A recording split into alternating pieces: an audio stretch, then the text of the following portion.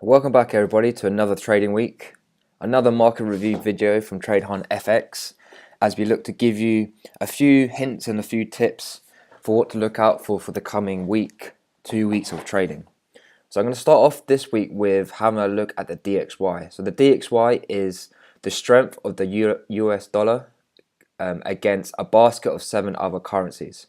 So it's not something we actually actively trade, but it's good to use as a sort of highlighter as to how US dollar pairs are going to be moving for the foreseeable future. I'm going to start off on a weekly time frame, and what you can see is we have had this huge bearish run ever since the beginning of December 2016 all the way to the beginning of last year. This was a huge bearish run which allowed for the majority of 2018 we did see this pullback, and the price is now trading within this channel. The price has recently touched the lower end of this channel, so in theory the next target should be 98 level for the DXY, which lines up nicely with the upper trend line of this channel. We can also draw on a Fibonacci tool to try and plot a potential area where this price is going to want to go to. So we like to trade within this Fibonacci region here between the 61.8 and 78.6. So there is still definitely some upside for the DXY before potential rollover over the next 2 years as we see the US dollar lose weakness.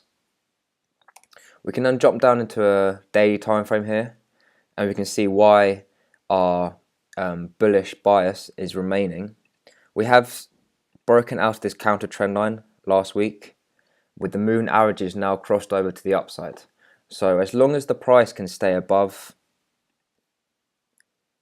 this level here, which we are trying to break early on in this week, we have started off with a reasonably strong US dollar, even though that is rejected now. But if we can get a nice strong daily candle close past this pink level, which is 96.70, then we can expect to see the price shoot up from here. Alternatively, the price may want to drop its head back below, maybe to retest this sort of area here before we then go higher. You know, the markets move, they don't just always move in a straight line. We know they like to push up in an impulsive move before the price looks to pull back, retrace, and then push higher again. You can see that how crucial this level is here. And this move right now does sort of look like a stop hunt or maybe a fake out, but it's still very early on in the week, so there's still not enough to really go off. So we have to see how sort of Monday plays out, and Tuesday is when I really start to look for potential entries into pairs. But DXY expected to go higher over the next couple of months, but it just depends if we do want that pullback. Again, watch the daily candle close now, because when that does, if we do get that strong closure above 96.68, that will really encourage the bulls to take this higher. So now let's look at the currency pairs. I've got 4 up that are on my watch list this week. US dollar CAD. So for a while now, US dollar CAD has been making these nice swings to a lower low, into a lower high, a lower low. And now we are looking for potential new lower high to form. There is potential that we have formed that lower high here after we saw a huge weekly bearish engulfing which broke back below 1.34. However, at the end of the day, we are still being held in this channel. So until this channel is broken to the downside, we can't for sure say that we have formed that new lower high and that a new lower low is to be expected. What we have seen, however, is the price has reacted quite violently out of our 61.8 level, out of our fib reversal zone, which coincides very nicely with the key level at 1.3100, and also this ascending trend line of the channel. We printed a bullish engulfing, so that does give me some sort of thoughts that we could maybe push a little bit higher. 1.34 the next upside target, and if we do break that, then obviously we're going to come up to 1.3700. But it's kind of in no man's land right now, the US dollar CAD. So we are just in between key levels, which, you know, isn't necessarily the best pace to try and look to get a trade. We can see on the daily though how clean this rejection was before we have broken it up back above the moving averages, pull back to retest them, and then rejected off them. I do still want these moving averages to cross over. If we are going to continue higher to form a new high above 1.36700, then I am going to need these moving averages to cross over. So we may see some sort of consolidation this week before we can potentially look to take a buy from these moving averages again. If we do pull back to 1.3230, something like that, we can look to go higher from there. What I like to do is box off daily moving averages, because they're always a good area for where the price is going to want to return to before continuing an overall trend. So we can see here that if we did get that little drop back below into this boxed area, that could be a great place to execute longs from, targeting 1.34, and your stops could go just below 30 odd pips, with your target being upper 160. So that will yield a very nice 5-to-1, almost a 5-to-1 risk to reward position if we did come down to that level. Let's just see in the lower time frames what we're saying. So lower time frames, a 2 hour, it does appear that we are now trading back below the moving average. 20 minutes left on this candle, and the hour as well. We are trading back below these moving averages. So right now, after this impulsive move that we saw from the news, it is possible that we're going to get something similar to this,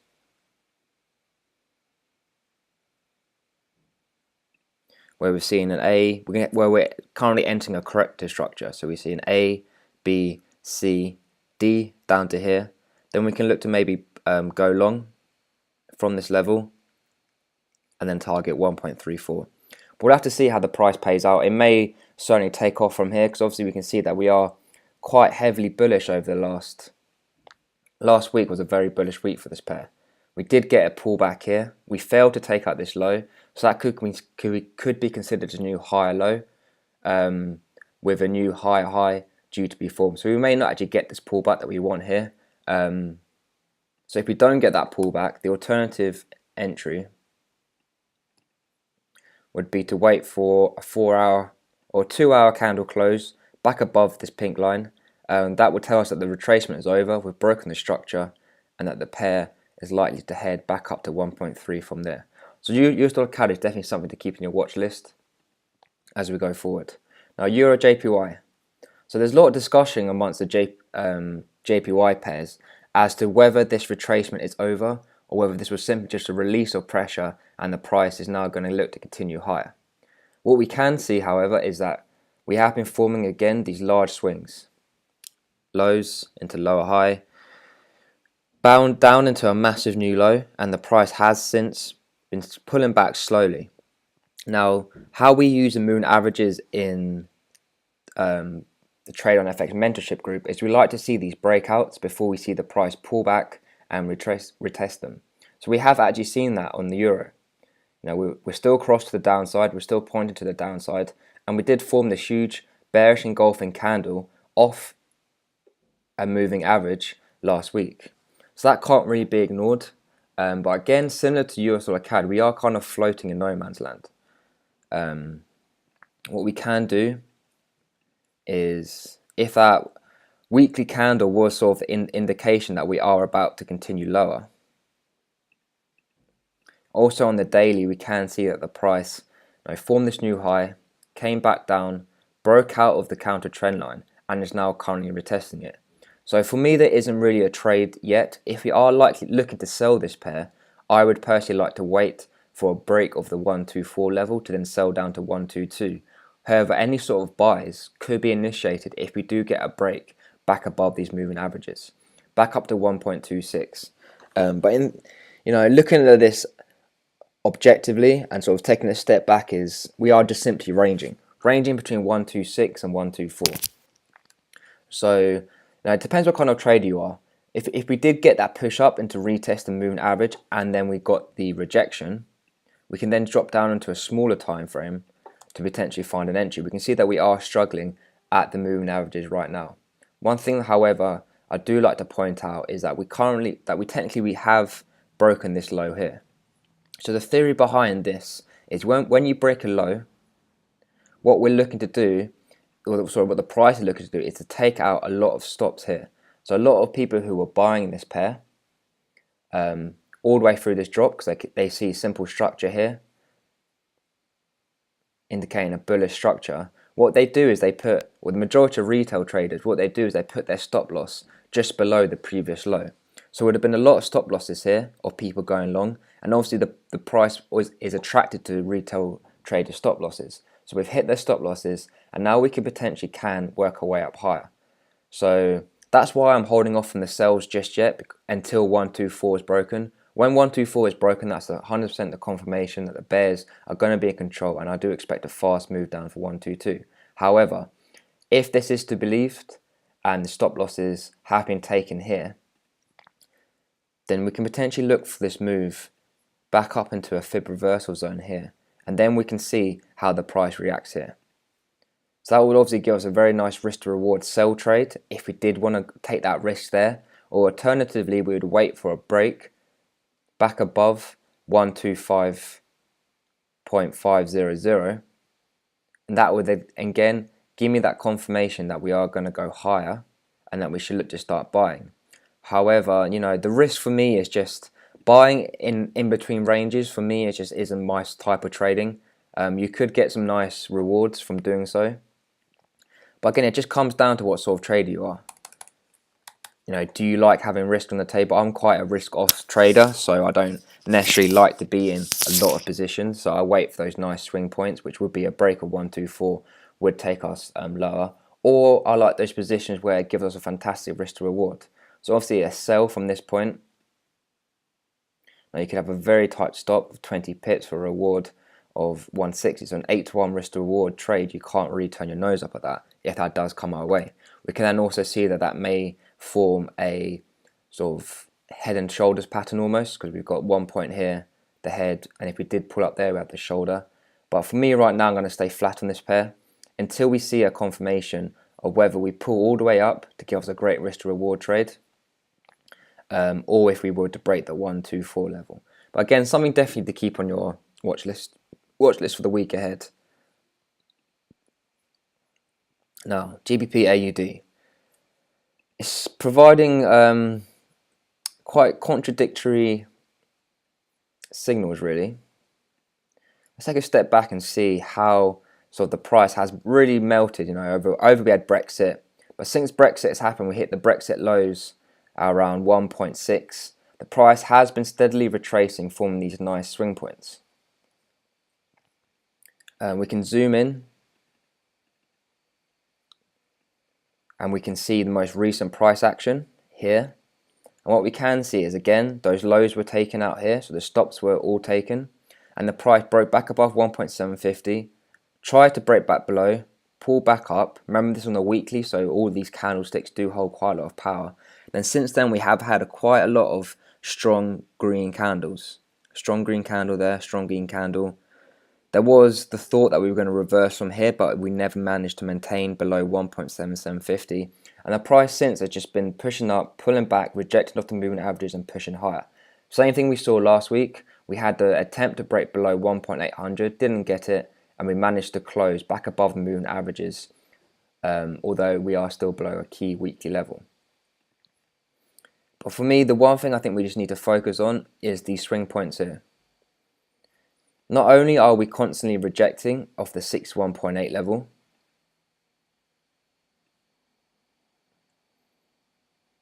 we have done so again here, and we formed this huge bullish engulfing off our fib reversal zone, which also coupled the 200 EMA.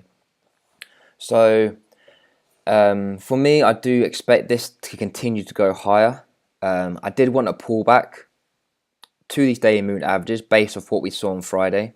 So our mentorship group, we were talking, this was our trade setup, might as well go through it now, from last week. Was very simply, actually for those who are following the group, I think I mentioned it in the YouTube channel as well.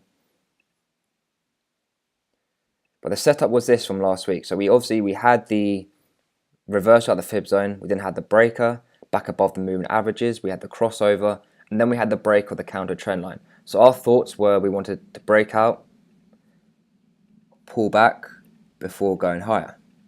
However, unfortunately, all this price action happened over sort of Friday, which for me, it isn't the best time to trade on a Friday, because there's a lot of profit taking going through. And what we can see there, what we can see on the daily is a classic example of that. We were all set to close back above the 1.82500 level, which would have been a great sign for the bulls.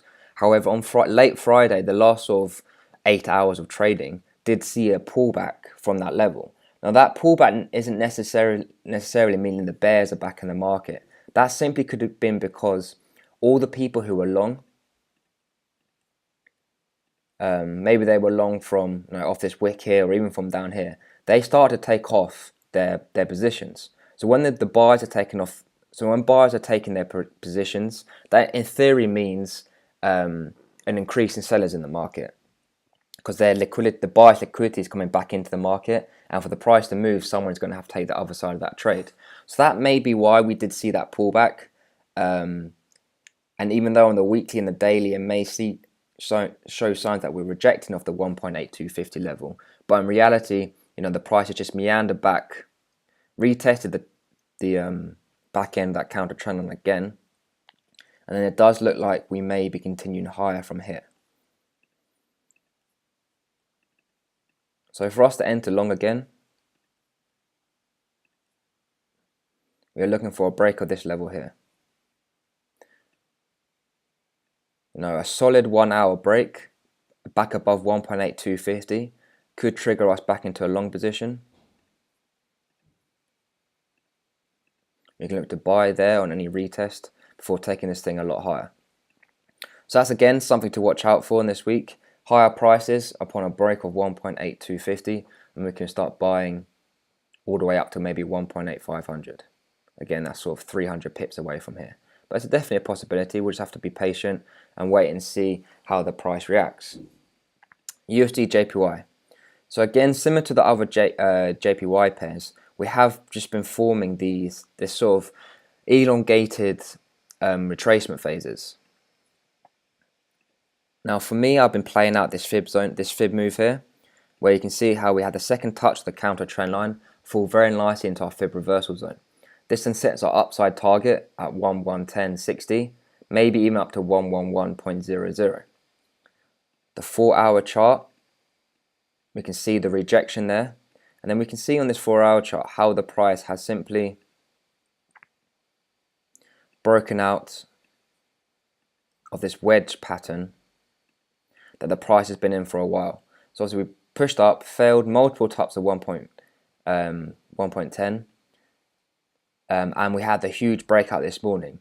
Take this with a pinch of salt because of the timing of the breakout. It did happen very early on a Monday, which is probably trying to induce long buys to go in. However, if we did get a pullback and a rejection of these moving averages, that again would trigger us into long. But we have to be very careful, and we have to see how the price plays out here.